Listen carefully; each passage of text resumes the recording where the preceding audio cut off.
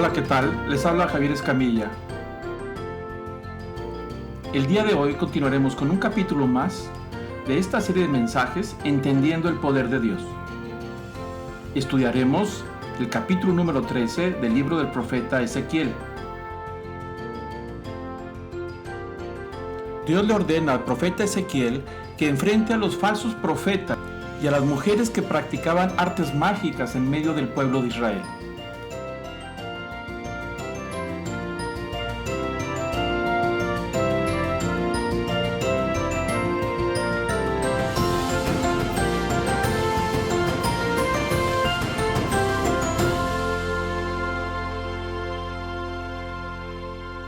Continuamos en el capítulo número 8.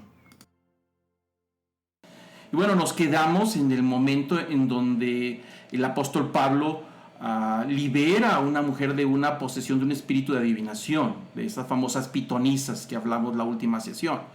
Y por causa de esa liberación se vino el negocio abajo de los amos de esta esclava, porque eran esclavas. Y era un negocio que ellos tenían con varias esclavas, la adivinación y una serie de cosas. Y bueno, se les vino todo abajo y eso provoca que los llevaran a Pablo y a Silas ante los magistrados y los azotaran, un castigo muy fuerte, y los metieron a la cárcel. En esas cárceles que son domiciliarias, o sea, el carcelero vive ahí. Y ahí, estando en la noche, en lo más oscuro del calabozo, ahí sucede un milagro mientras ellos cantan. Y hasta ahí nos quedamos, ¿no?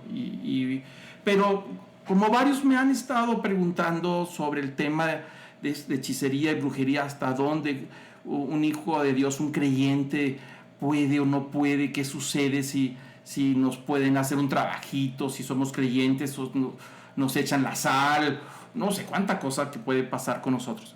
Bueno, me pareció bien extendernos un poquito sobre lo que la Biblia enseña, por qué prohíbe este tipo de prácticas. Habíamos hablado que el poder de Dios es la única fuente, el generador de ese poder del que hemos estado hablando. Él es el único generador, esa supereminente grandeza, los miles de megatones de dinamita, que así le dice el apóstol Pablo, de energía.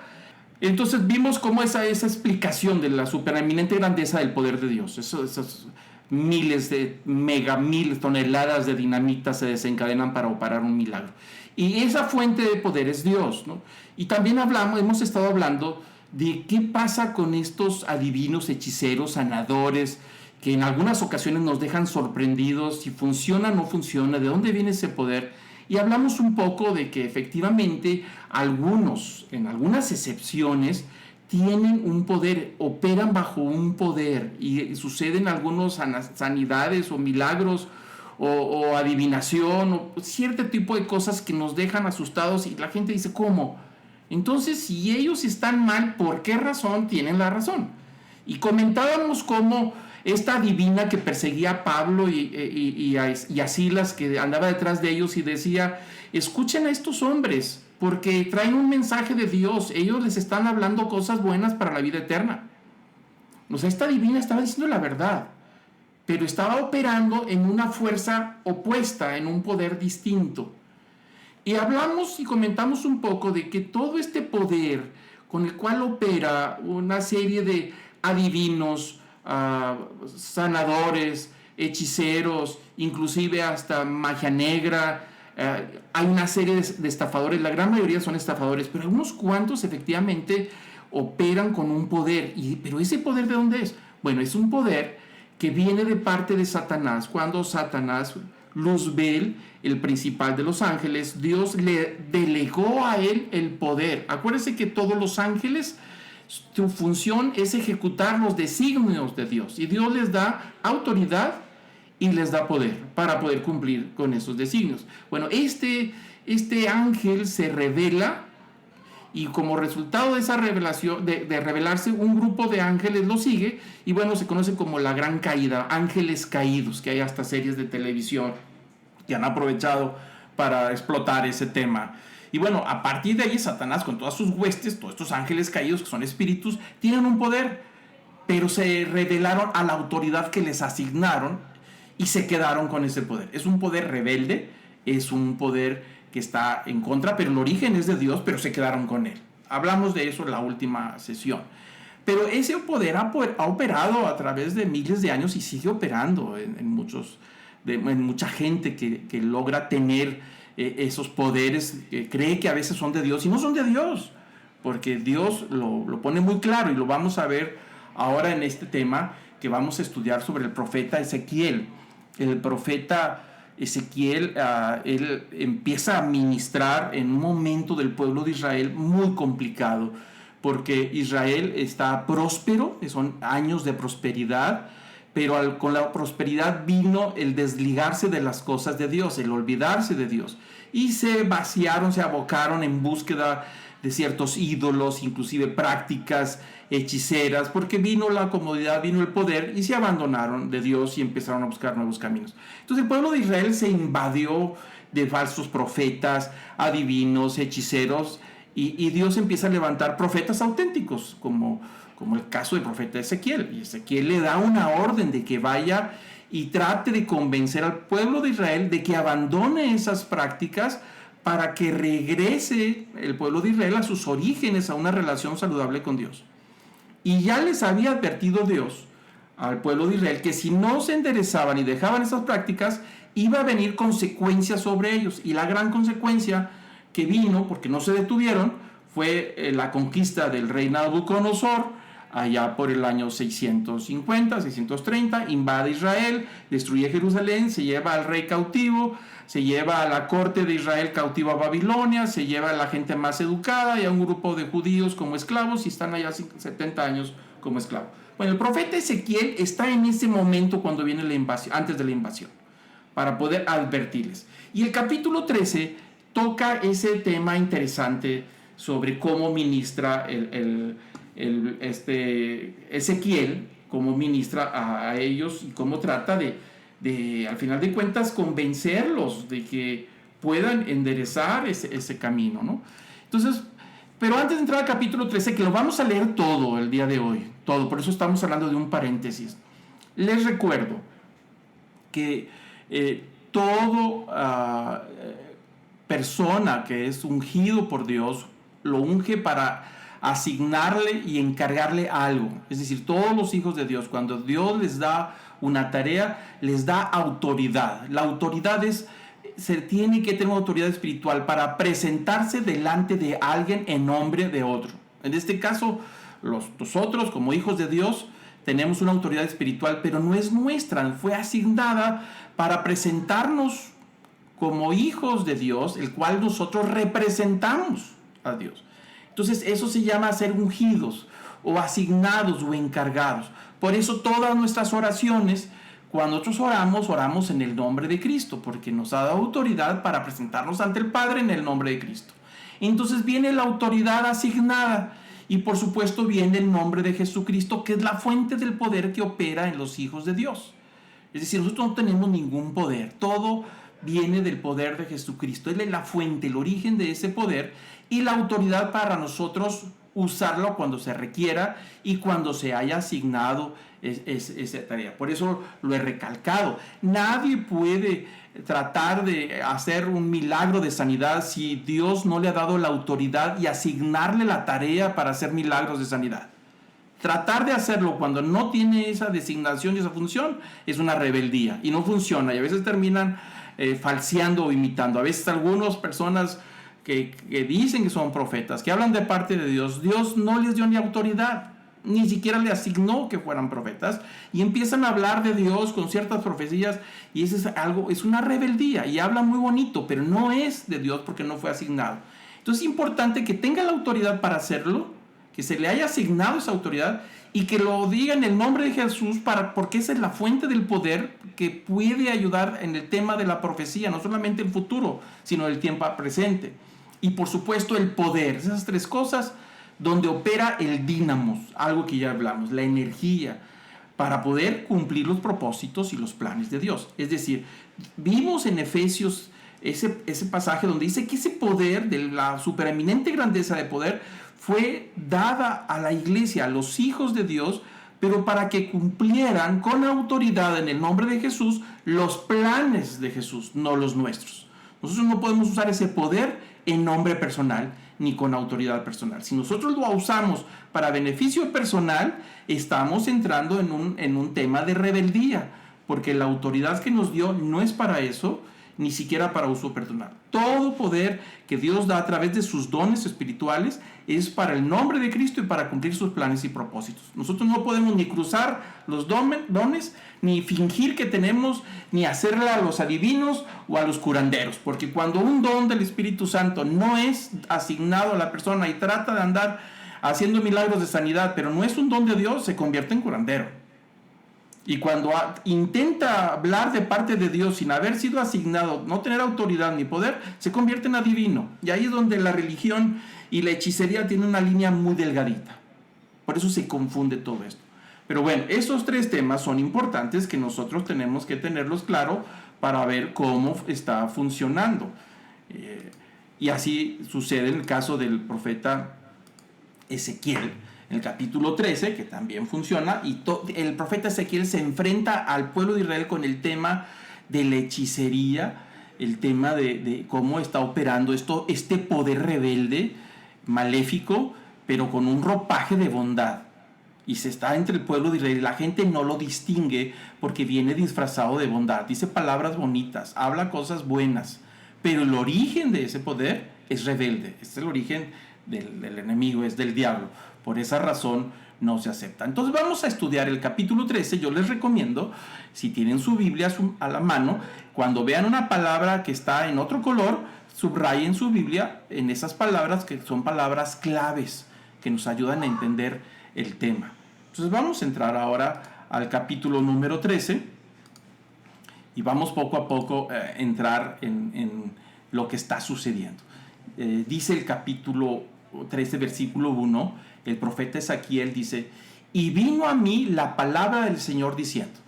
Noten algo importante, dice: lo que yo voy a punto de decir, lo que estoy a punto de declarar no es mío, es palabra de Dios, vino a mí. Es decir, me han asignado, me han dado autoridad y me han dado una tarea. Dice el versículo 2, hijo de hombre, es decir, eso es lo que le dijeron a él, Dios le dice al profeta Ezequiel, le dice: profetiza contra los profetas de Israel que profetizan. Y aquí está algo medio extraño, ¿no? Porque le dice al profeta, Ezequiel en ese momento es muy joven, apenas está siendo llamado a este ministerio. No es que él quiso ser profeta y vamos, yo quiero ser profeta. No. Dios lo llama y lo asigna por algo que él vio en Ezequiel. No sé qué, pero Dios vio algo que le llamó la atención y le dice: profetiza. Y cuando la palabra profecía o profeta significa literalmente alguien que habla de parte de Dios. No necesariamente tiene que ver con cosas del futuro. Tiene que ver con que habla de parte de Dios. Las palabras de él representan a Dios. Y entonces Dios le está diciendo, dice: yo quiero que me representes, que hables por mí contra profetas de Israel. Es decir, gente que dice que representan a Dios y que hablan de parte de Dios. Andan por todos lados diciendo que hablan de parte de Dios. Dice: habla contra los profetas de Israel que profetizan y di a los que profetizan por su propia inspiración. Es decir, son gente que habla de parte de Dios, que cree y dice que Dios los ha enviado a hablar de parte de él, pero lo que hablan es de su propia inspiración y su propia imaginación y su propio parecer. Ellos sienten que tienen que decir lo que están diciendo. Entonces se presentan como profetas que están hablando de parte de Dios. Y Dios dice: no, habla contra ellos, porque están hablando de su propia inspiración, de su propia imaginación. Creen que saben y no saben. Y entonces diles esto, dice el Señor, le dice a Ezequiel: escuchad la palabra de Dios. Así dice el Señor de Dios. Es importante notar que Ezequiel está diciendo: yo no soy, así dice Dios. Hay de los profetas necios que siguen su propio espíritu y no han visto nada. Y ahí empieza el tema, porque empieza a decir que son gente necia. Y mi definición de la necedad, que siempre he dicho, lo que creo yo que es la necedad, es una persona que cree que sabe y no sabe nada, y aparte tiene la obligación de saber. Lo voy a repetir. Una persona necia es una persona que cree que sabe, pero no sabe nada. Y aparte, tiene la obligación de saber. Entonces le dice al Señor, dile a estos profetas que son necios porque creen que están profetizando de parte mía y están hablando de su propia imaginación. Dice, siguen su propio espíritu y no han visto nada, no tienen visiones de nada y dicen que tienen una visión y dicen que Dios les mostró. No es cierto, no les mostré nada, dice el Señor, dice Ezequiel. Diles que yo no les enseñé nada, no les mostré nada. Habla con ellos. Y dice el versículo 4, dice, son como zorras, entre ruinas han sido tus profetas, oh Israel. Cuando dice que son como zorras entre ruinas, dice, son como esos animales que van entre los despojos a tratar de rebuscar algo de alimento, desesperados, buscando entre donde no hay, entre la ruina, entre la muerte, tratando de encontrar un alimento. Así son como las zorras entre las ruinas, buscando algo que comer. Eso no son nada. Versículo 5. No habéis subido a las brechas, ni habéis levantado el muro alrededor de la casa de Israel, para que pueda resistir a la batalla al día del juicio del Señor. Dice, esta gente no se han puesto en la mitad del camino para invitar a la gente al arrepentimiento. Dice, ni siquiera han levantado alrededor de la casa de Israel un muro para que los proteja, porque viene un día de juicio por causa de que Israel se ha rebelado y ha dado tras los ídolos y se ha metido en la hechicería. Dijo, ellos no dicen nada, los dejan que sigan en sus malos caminos. Dice, yo no los envié a eso, y nomás están hablando palabras bonitas. Dice, no preparan al pueblo de Israel para el día del juicio. Y cuando se refiere el día del juicio, dice, ahí viene Nabucodonosor. Viene contra ellos por causa de lo que ha hecho el pueblo de Israel. Pero estos profetas, en lugar de decir, arrepiéntanse, no les dice nada. Dice, no va a pasar nada. Si oye el rumor de que viene la guerra, Nabucodonosor para invadirlos, y ellos dicen, no pasa nada.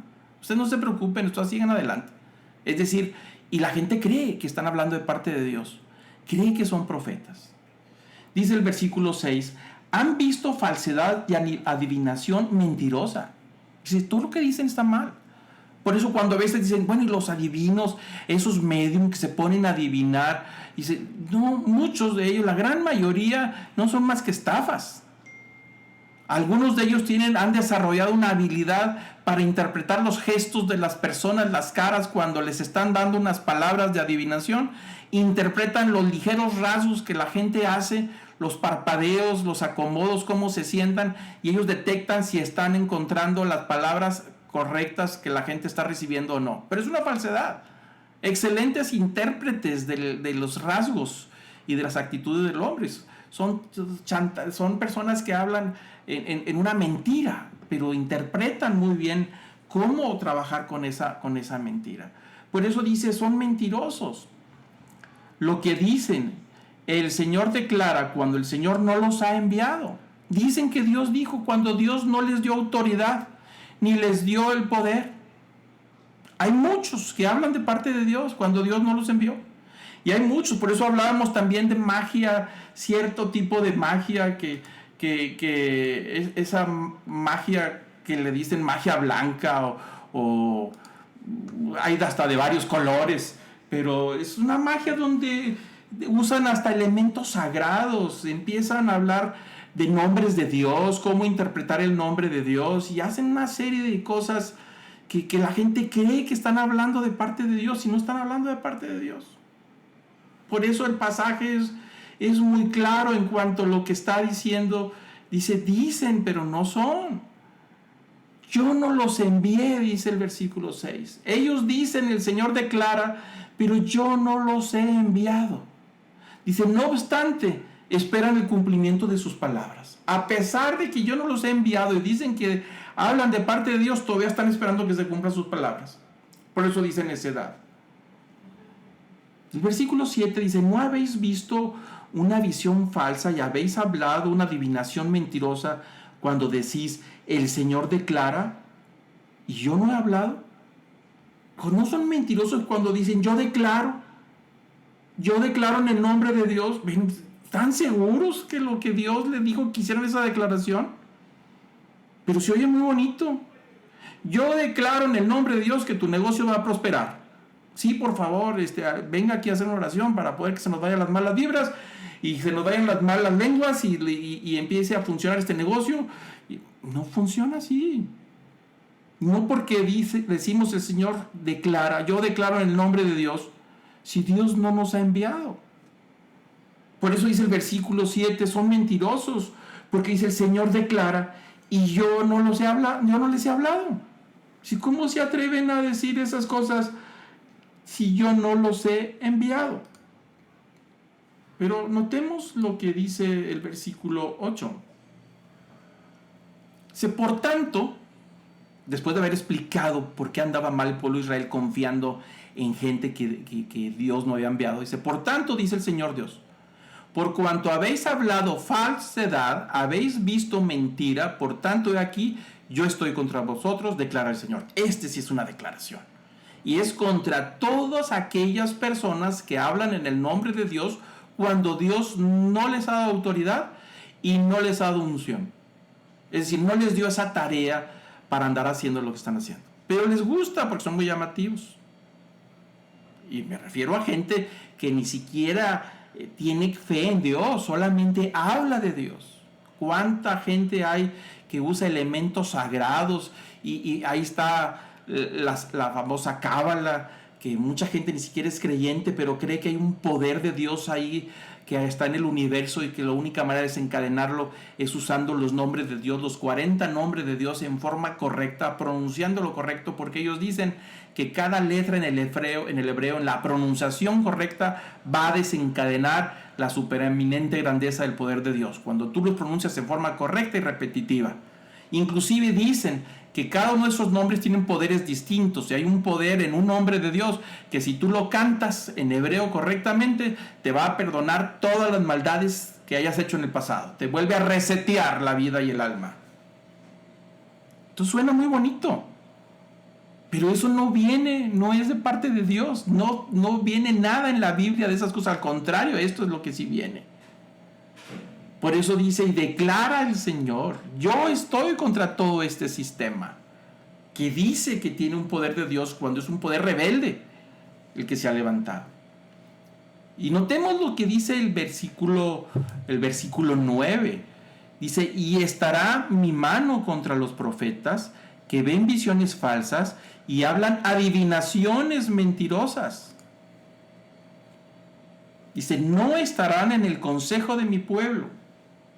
¿A qué se refiere? Que nosotros no podemos refugiarnos en personas que dicen que tienen el poder de Dios y que hablan de parte de Dios y buscarlos como consejeros cuando Dios no los ha enviado ni los ha ungido. A veces queremos escuchar el consejo de una persona que ni siquiera es creyente, pero dice que tiene ciertos poderes. Consúlteme, no sabe el futuro, yo vengo. Si no le cumplo, no me paga. Yo le voy a revelar por qué su negocio está quebrado. Yo le voy a mostrar por qué se le fue la mujer o el marido. Yo le voy a hacer regresar al marido. Es más, yo lo voy a amarrar para que no se vaya y nadie se lo quite. O sea, ahí está ese negocio gigantesco en estaciones de radio.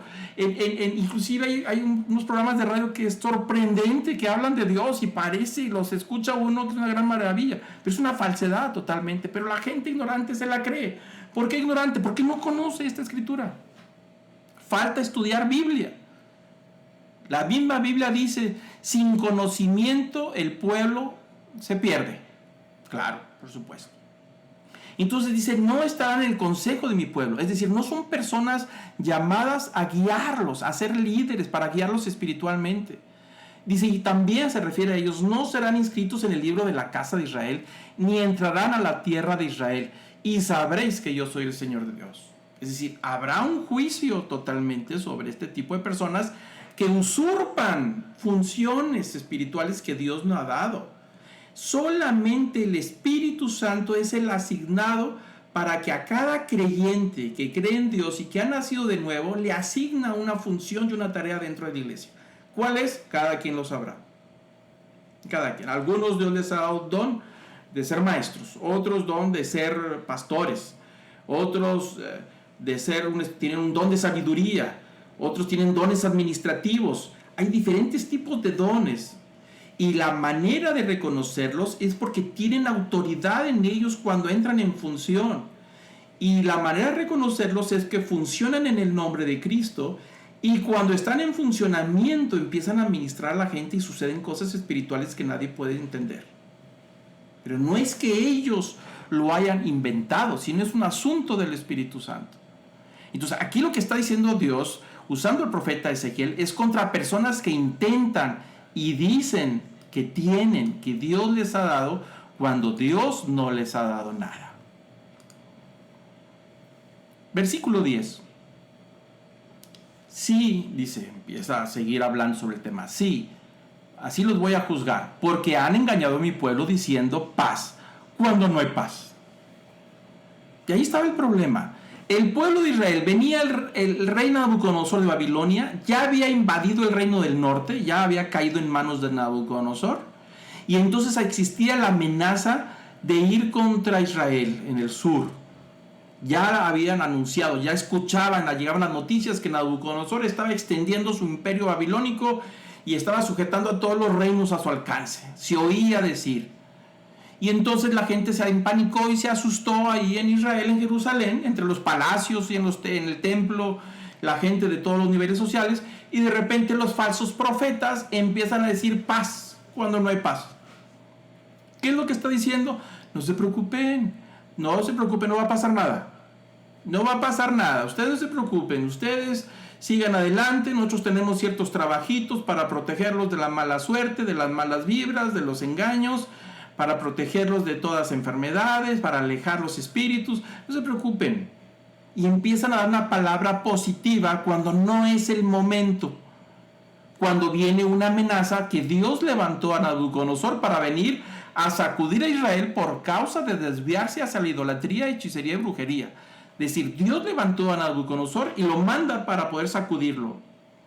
Y los profetas que estaban diciendo, paz cuando no hay paz. Es decir, no era un momento de paz, era un momento de arrepentimiento. Y entender que hay consecuencias por la desviación del camino que habían tomado Israel. Entonces, a veces los que somos encargados de dirigir a la gente, empecemos a sobar la espalda un poquito cuando vemos que está mal el camino. Y le digo, no pasa nada, no se preocupe, usted no se preocupe, nada más lea hasta 2, 3 versículos y ya. No, hay pecado, hay desviación, hay algo ahí que necesita ser cortado. Hay gente que quiere que Dios los bendiga cuando en su vida diaria hay prácticas que van contra los principios de Dios. ¿Cómo Dios va a bendecir a una persona cuando en la vida hay o robo, o mentira, o estafa, o engaño, o idolatría, o hay una serie de prácticas de hechicería o de adivinación, y aparte buscamos la bendición de Dios? No se puede, son dos cables que chocan y saltan chispas. Si los agarramos a los dos con las manos nos electrocutamos. Entonces no se puede. Y luego vienen los problemas y buscamos a alguien y lo primero que quieren hacernos es quitarnos la culpa, pero no llevarnos al arrepentimiento. La única manera de quitar la culpa es a través del arrepentimiento y solamente Dios lo hace. No hay otra manera. No podemos nosotros encontrar la paz hasta que no cambiemos, hasta que no nos arrepintamos de nuestros caminos y enderezamos nuestra manera de pensar y nuestra manera de vivir. Fuera de ahí no vamos a encontrar la paz. No hay forma de encontrar la paz. Por eso dice el Señor aquí que les está diciendo, y se están hablando de paz cuando no hay paz. Versículo 11, di pues a los que recubren con cal, que caerá, vendrá una lluvia torrencial, y caerán vosotras y piedras de granizo, y se caerá un viento huracanado. ¿Qué es lo que dice aquí? Empieza a usar una alegoría desde el versículo 10, refiriéndose a los falsos representantes de Dios con milagros y maravillas, sanidades y palabras proféticas y declaraciones. Cuando no fueron enviados, dice, es semejante a alguien que edifica un muro y en lugar de construir estas piedras con cemento, las cubren, las sientan con yeso y las recubren de cal. Y se ven muy bonitas. Se ve muy bonito el muro. Está sentado en lugar de cemento, sentado con yeso, pero cubierto con cal. Y se ve bien, se siente bien. Pero dice que cuando viene el día del juicio, es decir, cuando es probado, cuando viene la lluvia, la tormenta, ese muro se va a venir abajo porque no está bien sentado. Y empieza a explicar cómo esas palabras es como construir una vida sobre palabras falsas. Es como levantar una vida sobre un andamio con clavos y maderas rajadas en lugar de un andamio de verdad. Y cada día construimos nuestra vida. Es algo que nosotros no podemos negar. Pero si cada día estamos construyendo al ahí se va, sin considerar con qué armamos o construimos nuestra vida, tarde o temprano, cuando viene el tiempo de crisis, ahí o nos deshacemos y caemos al fondo o nos mantenemos. Y todo tiene que ver con el cimiento y cómo está construido nuestra vida. Entonces dice el Señor, aquí en este pasaje de Ezequiel 13, dice que las personas que construyen su vida basados en fundamentos falsos, en declaraciones que no existen, en principios espirituales que no son de Dios, son semejantes a muros mal construidos, muy blanqueados, muy bonitos, pero cuando venga la tormenta, se va a caer.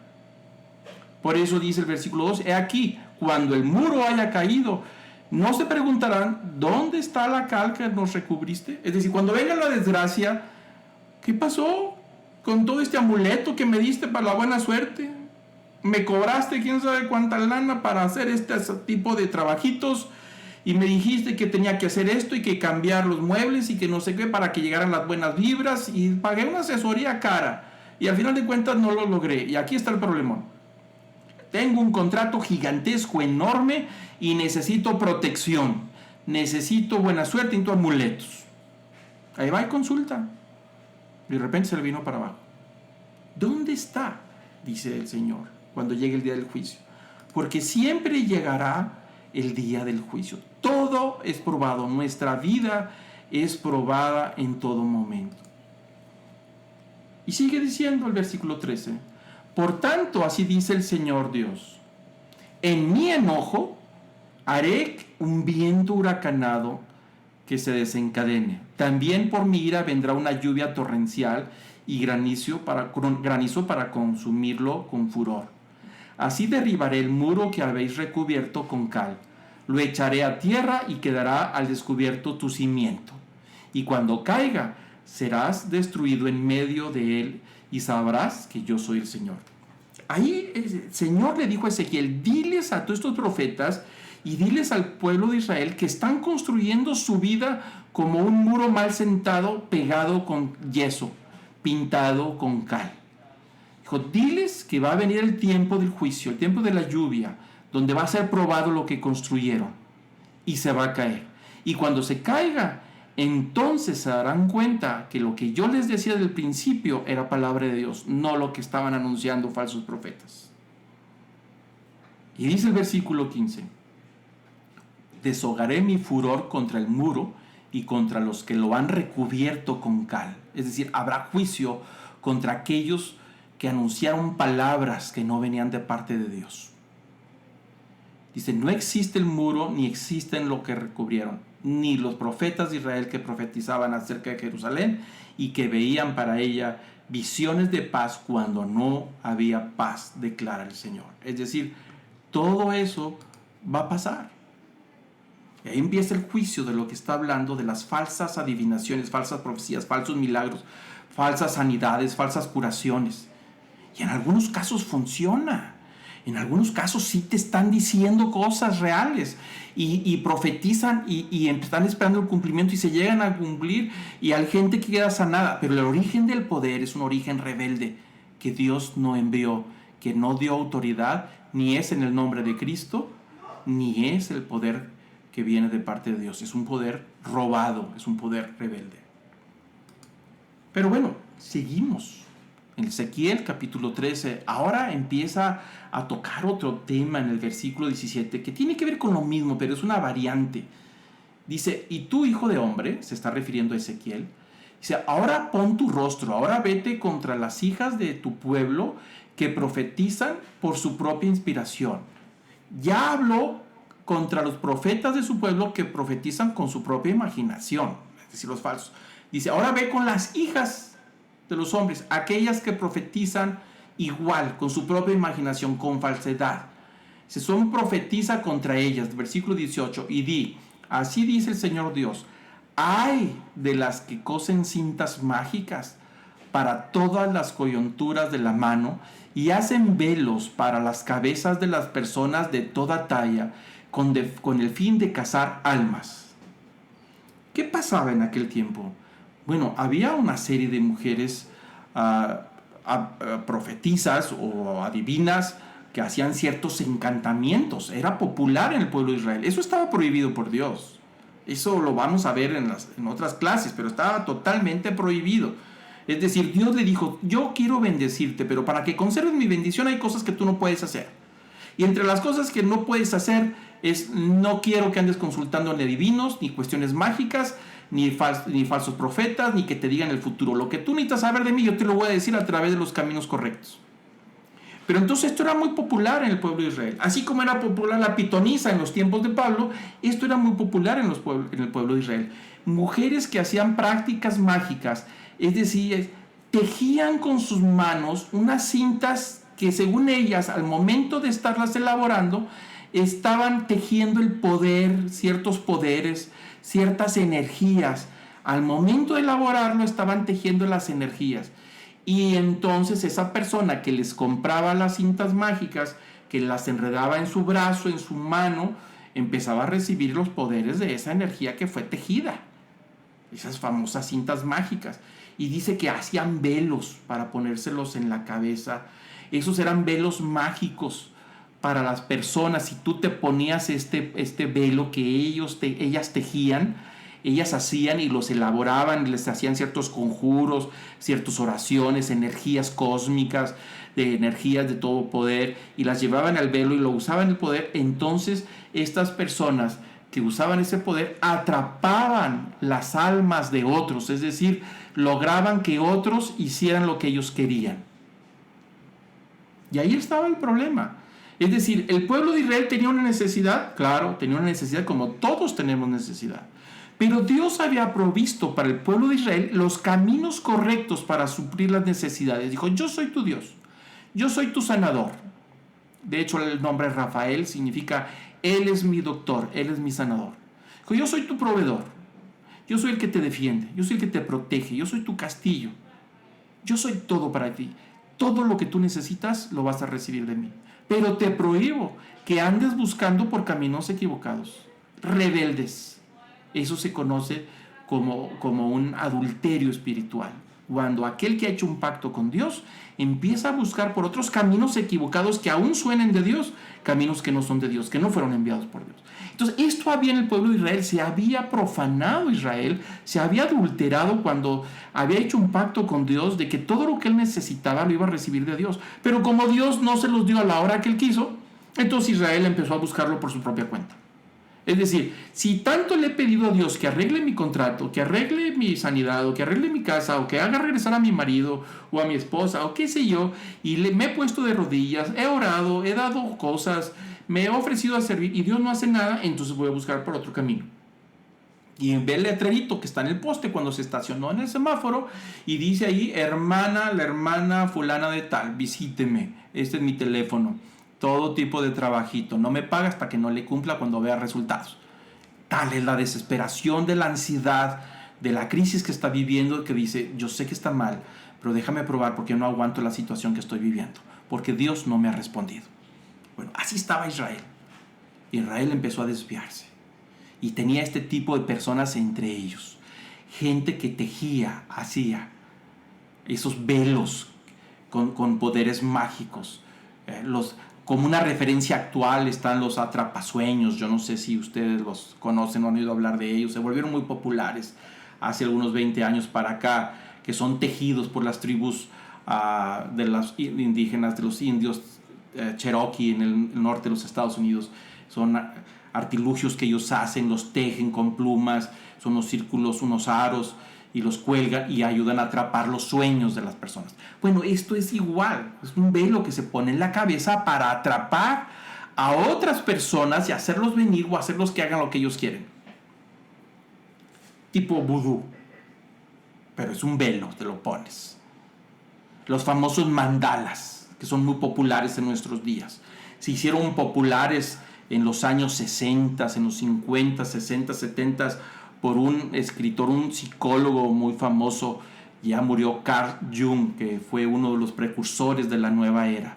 Escribió varios libros muy famosos, inclusive hay unas películas basadas en sus teorías de la parapsicología, el uso de los hongos alucinógenos, todo este tipo de cosas. Algún día hablaremos de eso.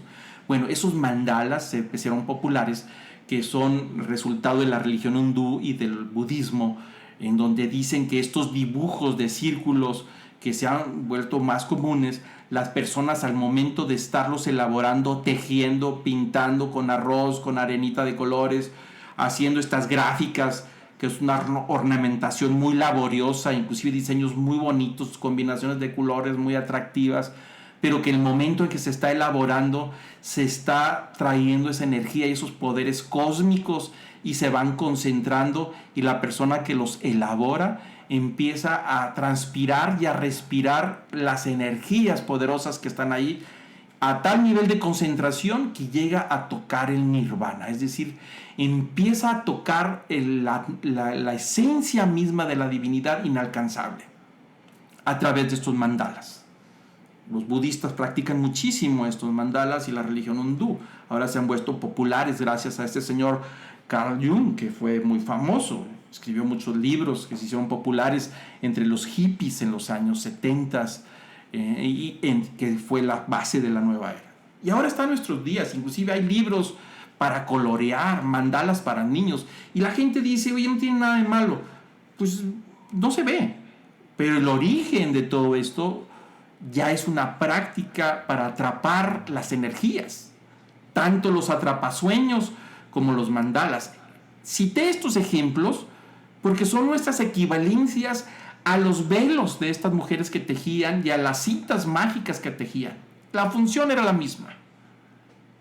Ellos los hacían mientras los tejían, atraían esas energías y esas vibraciones, y la persona que se los compraba, por supuesto, recibía todos los beneficios de lo que estamos hablando.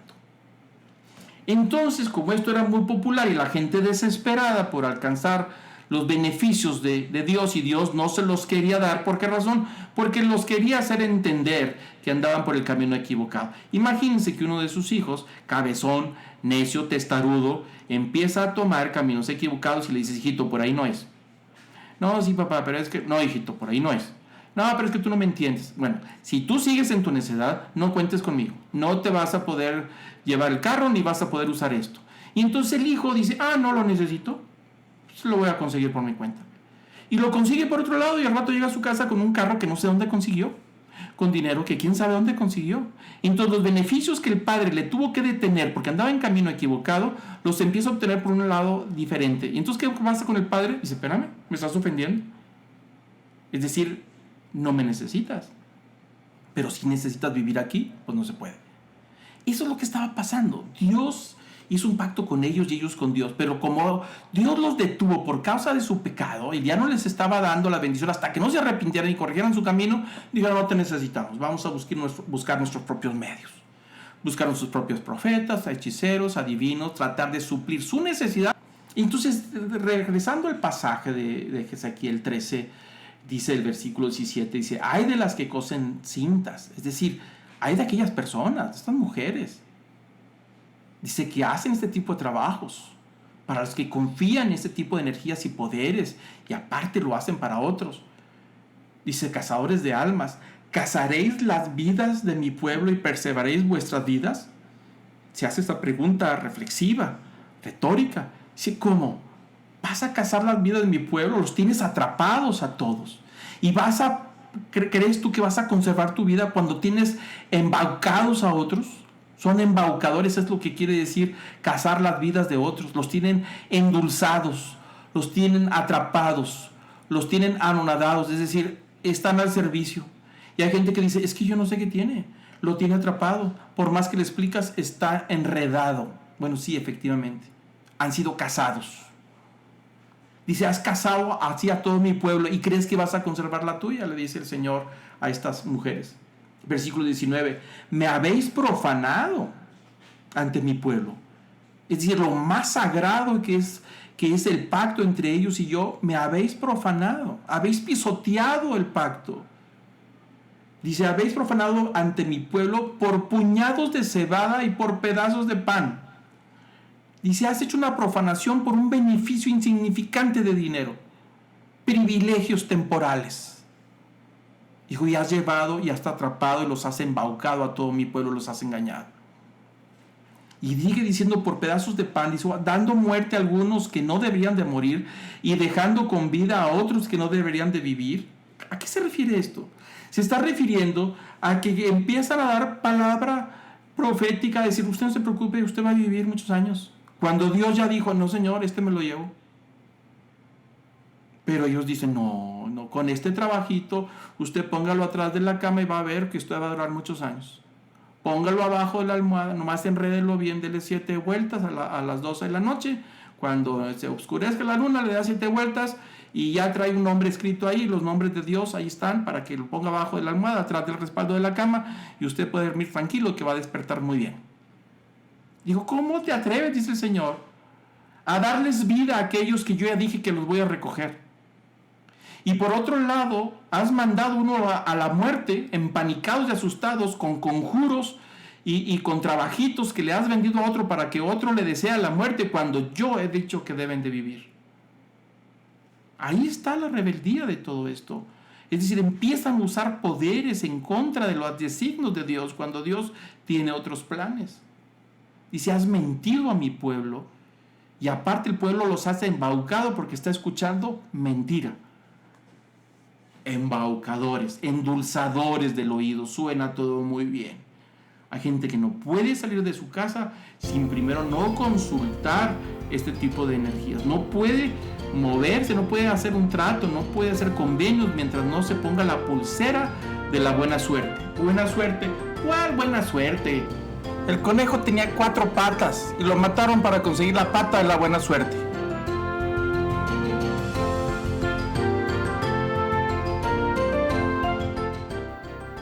Los invito a concluir este estudio del profeta Ezequiel enfrentando a los falsos profetas y a las mujeres que practican la magia en el pueblo de Israel, en nuestro próximo capítulo. Gracias.